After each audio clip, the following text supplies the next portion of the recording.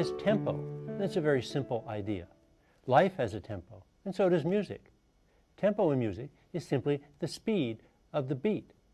We have a moderate tempo, which is actually called moderato.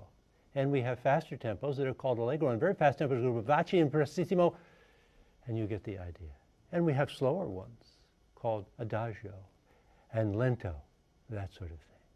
We can represent this on a slide that shows us the different tempos and the number of beats per minute here. Let's try this one. We're going to start all the way at the top here with lento. Very slow tempo. I'm going to move this up in the middle. Now about moderato, then up to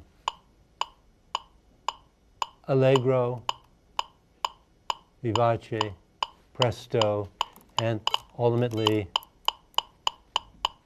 prestissimo. And just a final word about tempo. We can speed it up or slow it down. If I speed it up, I create an accelerando, just the Italian word for acceleration. Similarly, if I slow it down, I create a ritardando, a retard. Now, normally in music, we like to have a steady beat, steady tempo. And that usually happens in pop music, where there is a steady beat, and especially in rock, where there's a hard driving steady beat to which you can dance. We dance to a steady tempo. But in classical music, which is rarely dance music, musicians like to play with the notion of tempo just a little bit, nuance the beat ever so slightly at moments that are important to the articulation of the structure of the piece. They delay the beat just a little, maybe push ahead here, pull back there. I could play the following passage by Robert Schumann very regularly, and it would sound one way, or with slight variation in tempo, and it would sound another.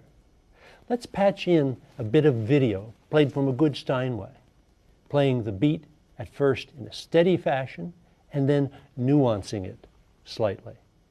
Okay, so now we're going to do a little experiment. We're going to differentiate what happens when you play exactly on the beat, exactly on tempo, as opposed to what happens when you loosen things up a little bit and allow the beat to be nuanced ever so slightly. To make sure that we really are staying on the beat, let's turn on this gadget. Once again, this is our metronome, and this will give us a beat here. 3, 4, 1, 2, 3, 4.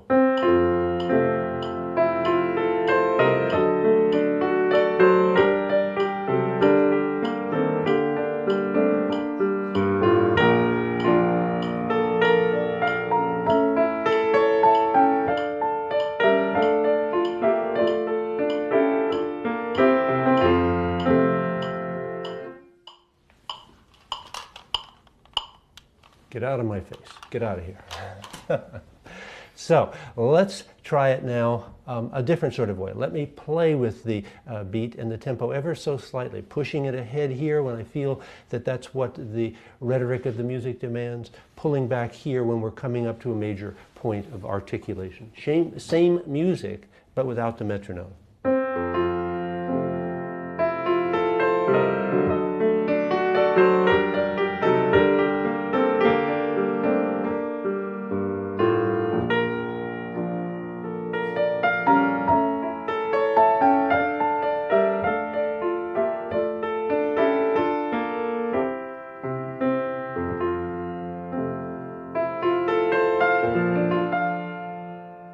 Cognitive psychologists have done studies that show that we respond emotionally much more favorably to music that is ever so slightly off the beat, ever so slightly off pitch now and then.